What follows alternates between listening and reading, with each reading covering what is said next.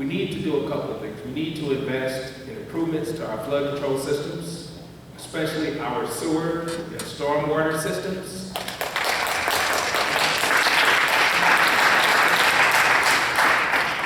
Now, one thing I think is really important, I've represented this community now for 5 years, and those who know me know that I've never had an issue taking accountability for issues that impact our community. But unfortunately, the governor did veto state funding that would help flooding and erosion issues in the metro, including about $6 million to fund our 4 stormwater projects for the metropolitan St. Louis Sewer District. So if we don't direct more state and federal dollars towards flood control,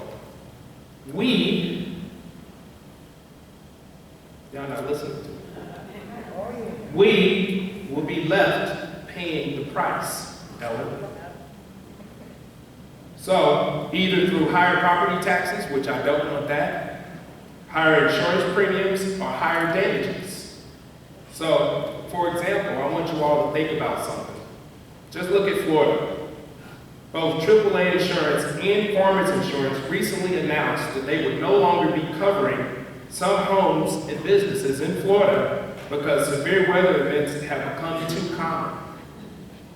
Meanwhile, 7 insurance companies in Florida have been declared insolvent since 2022. So the average property insurance premium in Florida has increased 42% this year and almost 4 times the national average. That's why it's going to be important, starting with myself, to push for more state and federal investments in flood control for our region.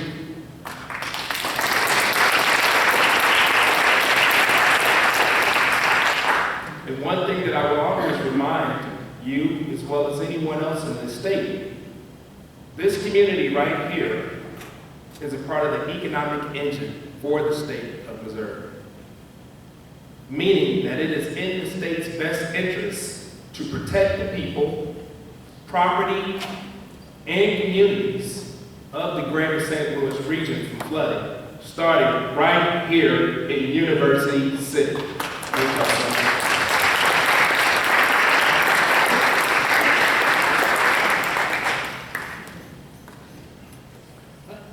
Thank you very much, Brian. Okay, Corey Bush, I understand, is at a committee meeting in Washington, D.C. today, and she was not able to come, but Danielle Spradley, who's on staff of U.S. Representative Corey Bush, will comment now.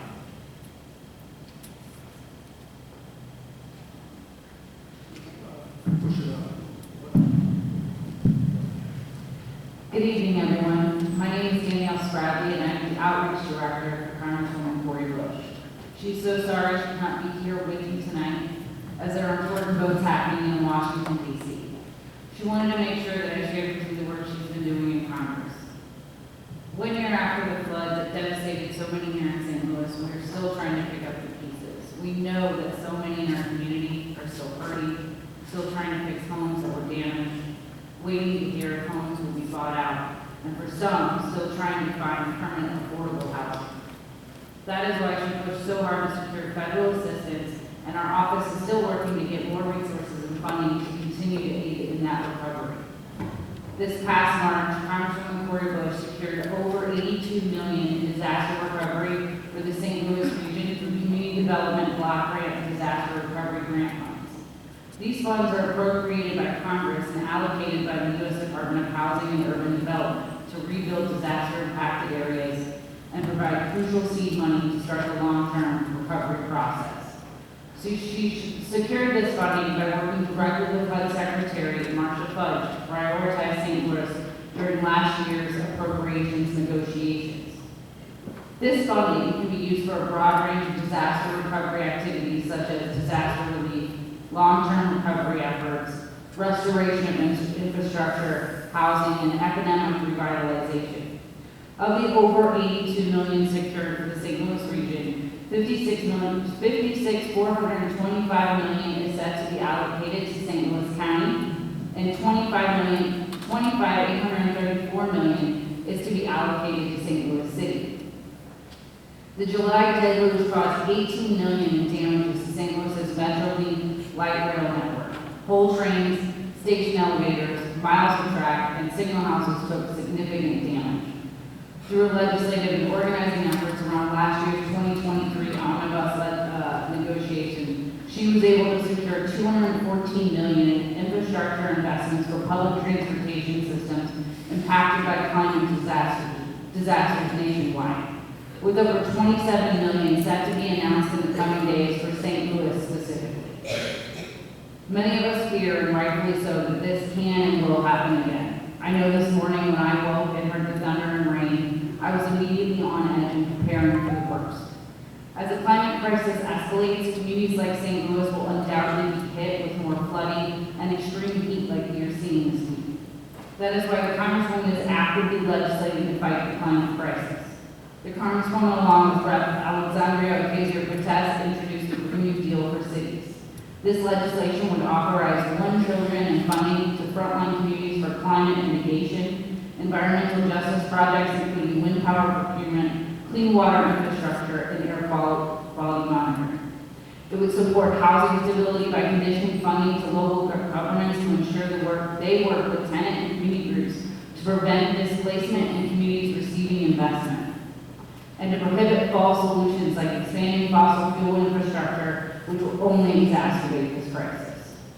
The Congresswoman in our office will not stop working to implement solutions that protect our communities while creating jobs, and she's fighting to ensure communities like St. Louis and St. Louis County have the resources we need when disaster strikes. And we're here tonight to listen to what your solutions are, what you need help with, and I will stay after, and if anybody needs my phone number, you can have it, myself, to make sure if you have any issues with federal assistance, you can contact me directly and I can help you.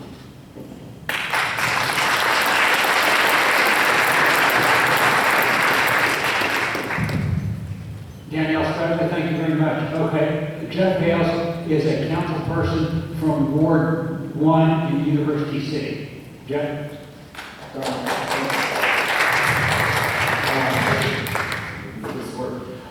Thank you all very much for being here. I'm really honored to be here and thank Don because I kind of pushed my way onto this event. So I have a really unique, I think, perspective, certainly as an elected official, also being from the first ward where River Repair doesn't exist. I have many friends, and I have a number of them here in the audience that I know have been through extraordinary flooding in the past as well as this year. And it's truly heartbreaking. The other unique aspect of me is I'm kind of a real research nerd. So I spend more time looking at old minutes, city council minutes, than probably anybody in this city. I think they are the way to figure out kind of why we're here, how things happen. And I've done that extensively since the flood. And, you know, a lot was made. I was very pleased with the tour that we were able to take. I went on that with Councilmember Fuller, who's here. Councilmember Klein's here. I believe I saw Stacey Clay as well. Former Mayor Adams is here. And 16-year former Councilmember Byron Price is here. So I'm pleased to have him as well join us for this because especially Mayor Adams and Mr. Price have a lot of first-hand history going back quite some time into the, I think even 80s, give me some price. So,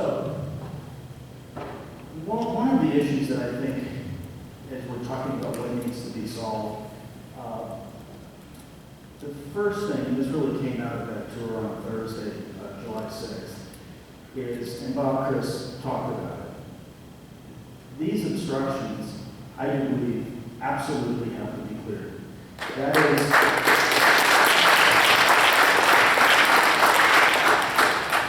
is the cheapest, fastest way. And I've heard things that I believe even last night, if you watched Channel 4, a representative from MSD said there is no amount of debris that would cause the flooding.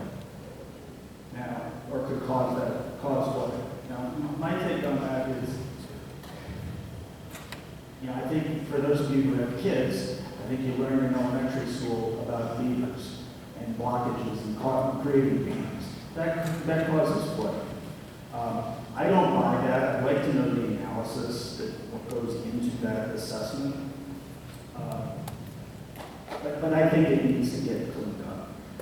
Not only is Dr. Chris explained to all of us during the tour, it dramatically changes the flow of the water.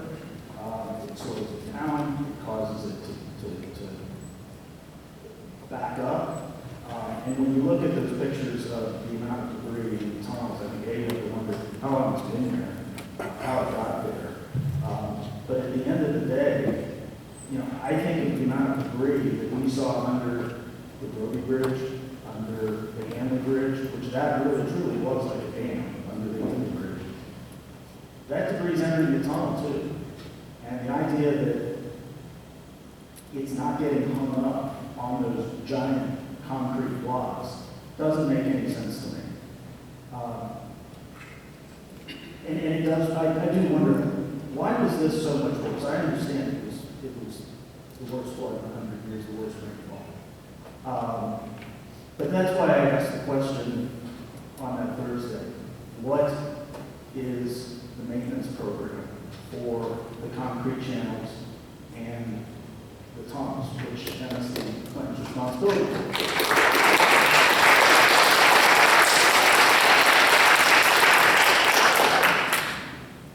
I was absolutely shocked by the answer. And I don't know if that was a misstatement, but it was a pretty plain, clear answer to a pretty plain and clear question. So in terms of moving forward, I think and I'm sorry I'm bouncing around here, there are things that need to be fixed with communication, from my perspective, with MSD in the city. I do appreciate that Mr. Berger, the Public Works Director, said they've made a contact recently. I know that the city has really close contacts with other public utilities and private utilities.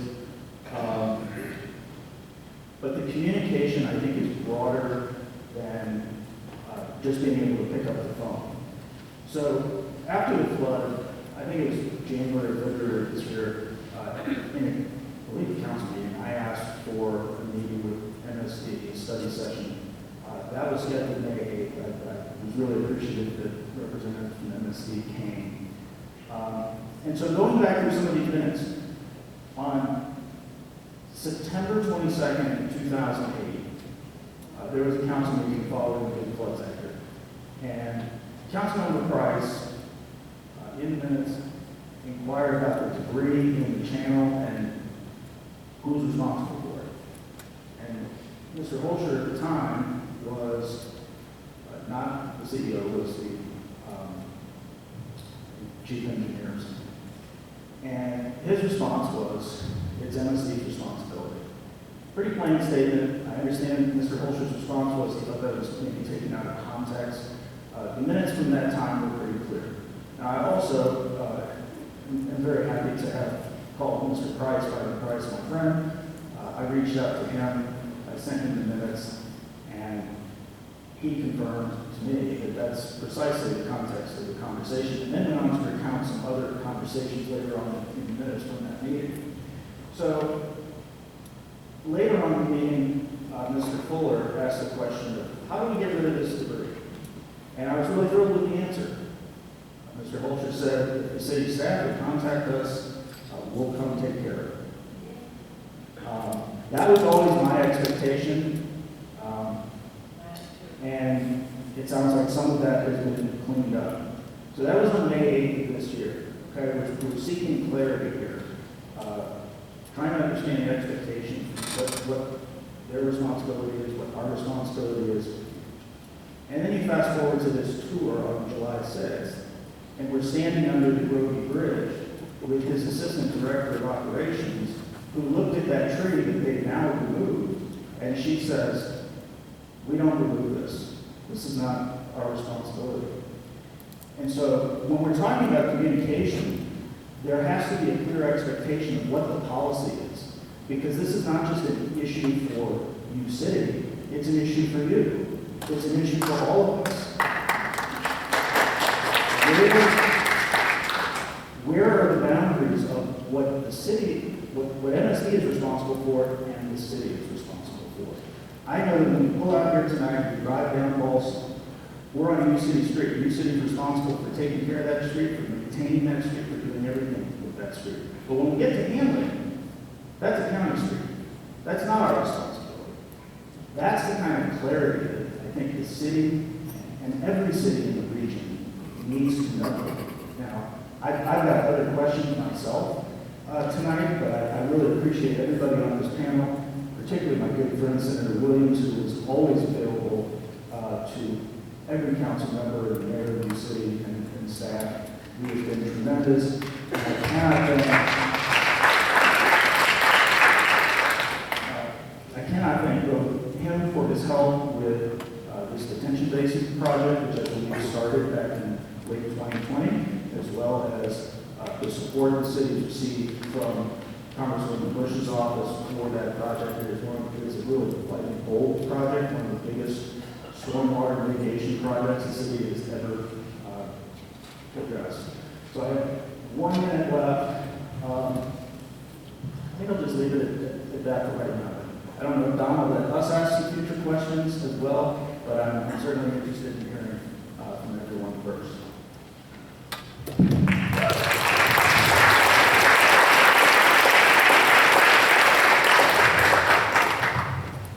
Okay, Chris, can you put the slides up for what I'm going to say now? My name is Don Fitz. Again, if you weren't here at the beginning, I'm the chair of the task force of University Heights and the flood task force. I've worked on a lot of environmental issues over the past 30 years, but I really didn't know much about floods until my house got flooded. And since then, I've learned a lot from talking to the Sierra Club, the Audubon Society, the Green Party, the Native Plant Society, and a lot of my neighbors. And so I'll bring to you what I think is a collective understanding of all of those groups, especially the neighborhood where I live. There's short-term and long-term goals. The short-term goal is a warning system, which at the flood did not happen, was not put into effect by University City. It's been put into effect now. There's a code red system, and we're all very grateful for that. We wish it had not taken 3.5 to 4 years to do it, or would have been in effect before the flood. The second thing, probably what concerns my neighborhood the most, is cleaning up the debris inside the tunnel where the river De Pere goes underground. Now, those huge pieces of concrete are there. There are entire trees that can be washed into the tunnel and stuff that goes. There's all sorts of debris which is swirled and left, a whirlpool left on top of the tunnel. None of that has been cleared in a year. Now, if you had a stop sign that was knocked down, and as a result of people getting killed, you would think that the city would put up a stop sign in less than a year. Well, somebody was killed in that flood a year ago, and still the debris has not been removed. Okay.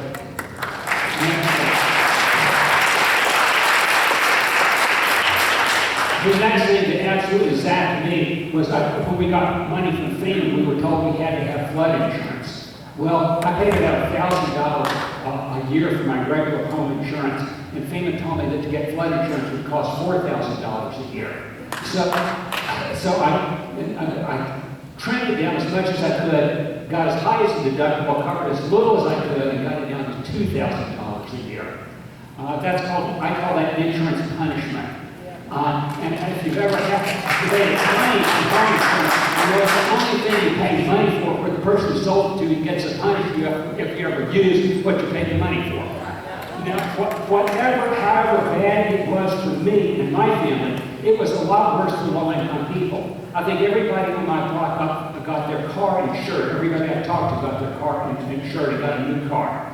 If people, because they had insurance, low-income people a lot of times cannot afford insurance. So they don't get a car paid for. Well, what does that mean? The They might be put up in a motel. Well, if they have to move out of rental property. What happens is if you go to a motel without a car? How do you get to work? It works one direction. How do you get to kids to school and kids in another direction? Have you ever tried to cook dinner in a hotel room? Have you ever tried to do laundry? You know, when there's one washing machine, you know, for maybe 10 or 12 people who've been flooded, it's really, really bad for low-income people. Okay, next slide, 5 and 6. Oh, okay, those are small print. Oh, okay, much better. Okay, so we've worked with the Washington University Environmental Law Clinic, who has done an excellent job of drafting a bill on impervious surfaces for University City. We hope that gets through the City Council. We know that it's off to committees now for people to look at it, but it will be very, very important.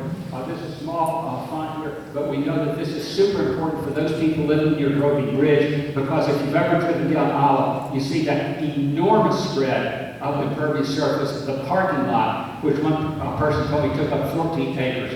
All that water flooded down, so that really needs to be corrected. Okay, if that bill passes, we need to work on other bills, which things like reducing the number of required parking spaces, trying to deal reducing car traffic, increasing bike racks, and encouraging carpooling. In other words, we need to do everything we can to reduce the number of parking spaces that are all over University City, which increase the quantity of flood water enormously. Okay, let's get into long-term goals. Several people have said that this is super important. Home buyouts, I don't need to describe that, because I think everybody here understands it's the number one thing we need to do. But, and that really helps people who own their homes. It does not do anything for people who rent their homes. Many people rent in University City because they like the school system here, they like living here, and then when they're pushed out of their home by a flood, they're left high and dry, and there's very few things written about them, and very few concerns given to them. Okay, next slide. Which is, number 9 here is probably the most difficult thing, difficult problem there is, because everybody says they agree with it. And then when you look at a lot of decisions that are made, it's virtually totally ignored.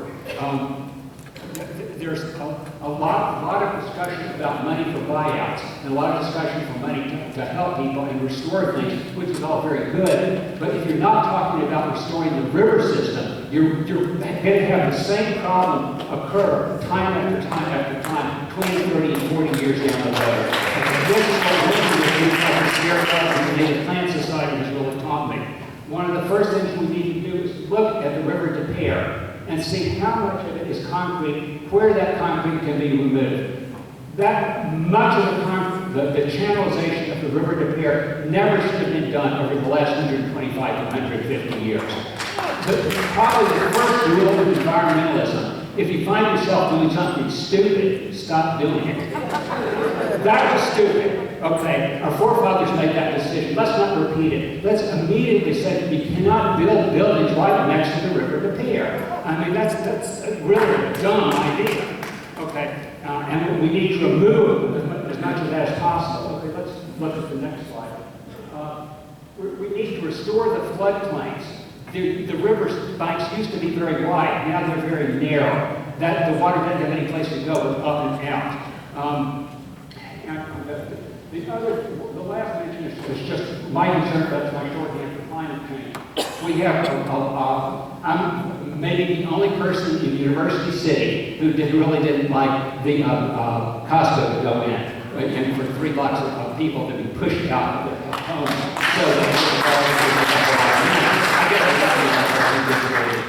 But the thing is, this is a formula I want everybody to memorize and everybody to learn. Producing 1 ton of concrete releases 1 ton of carbon dioxide into the atmosphere. So when you're looking at that Costco, you should remember that it attacks our grandchildren, our great-grandchildren in 2 ways. One is all of that concrete, put all of that carbon dioxide into the air, and instead of driving to a store or walking to a store or bicycling to a store, which is close to you, everybody's encouraged to drive long distances, thereby putting more carbon dioxide into the air. Okay, so that's going to be solved eventually, either voluntarily by people or it'll be forced upon us. Okay, let's look at the next slide. This slide was thanks to the University City Historical Society and Bob Chris. Bob, did you run across this? Well, Susan Renkoff. Okay. So Bob, this is what the River de Pere looked like when it was a lot of water in 1921. The kids there for 10 years old will be 102 now. Okay, so you notice that there's no buildings all around. People had the sense in 1921 to not build an apartment complex on the border of right up to the River de Pere. Okay, let's look at the next slide. This is the last one. This is what the River de Pere looks like today. You might recognize the half-year apartments right by and this is thanks to Theo Welling of the Riverfront Times. You notice that when you have cement banks on the side of the river, what happens when there's a huge amount of water? There's no wide banks. There's buildings right next to each side of the River de Pere. The water has nowhere to go except to go up and spread over in flood homes. This is what's called stupid city planning. I mean, this is a lot of money, to take down all of the cement banks, restore them to their native situation, and have native plants put there. Native plants soak up vastly more water than the honeysuckle and the euonymus and other plants that are growing all along the River de Pere now. So this is why I call it a 10-year, 20-year, even a 30-year project. But we can start near where the River de Pere begins and go down each year and do a little bit more each year and see how much we can expand. If we're thinking beyond what we want, for the next 1, 3, or 5 years, and if we're thinking, what do our grandchildren, what do our great-grandchildren, and what do our great-grandchildren need in order to stop these floods from happening over and over again, it's river restoration. Thank you very much.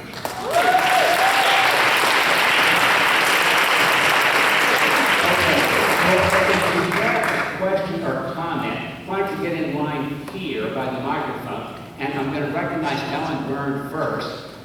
So let Ellen push in front of you, because everybody else has 2 minutes, but Ellen only has 1. Because she has an announcement about a committee that she's doing and how you can join the committee. All right, I gotta talk really fast, folks. So, I agree obviously with everything they said up there, as we all do. But there's one thing we know. It's not gonna happen quickly. And there's another thing we know. Chances are a lot better we're gonna see another flood before a lot of this happens. Just a few weeks ago, how many thousands of you city folks were out of power for 4, 5, 6 days? To lose everything in the freezer? I don't know you, but if I knew you, I would have said bring your food over. I've got extra freezer space. So, my point of this is I want to start a volunteer emergency response effort. Because another thing I know is you city people, we help our neighbors. But we were so disorganized helping people in the flood to follow up on Professor Chris. We can need to do lectures. If I'm coming to help you, but I don't know anything, how to clean what you're doing, what do you do with your washer, can you save it? We can be a lot more organized. And so I have a sign-up sheet. I'm meeting with the police and fire department tomorrow. It is about working with the city, working with the churches, volunteers, having a structure. Please feel free to sign up. I'll pass this around. I'll be in back. We're not committing to anything yet, but if you're interested in working with me on this, on how we can be prepared and be an organized community and be effective, so you don't have to throw your frozen food out next time. All right. Or you'll take my food next time. I don't know. Thank you very much. All right. Okay, so I'm going to have 2 or 3 questions or comments, and before we get responses from the panel, because I want to make sure that everybody has, or as many people as possible, have an opportunity to get their thoughts in. Go right ahead. Yes, good evening. My name is Angela Conway, and you and everybody in the panel. I want to know, I made my submission to MSD and was denied. I was denied 3 times. One time they said that they would take care of it, and then got another denial. I live in a two-family flat on Dartmouth. The brick repair is right behind my house. I mean, right behind my house. My neighbor downstairs got paid, but they didn't pay me. And I wonder why. What was the hold? How did they not make a payment to me? That's FEMA and everyone else, they helped out. But I had 2 cars, I lost both cars. Everything in my basement. The water sat in my basement for 7.5 hours.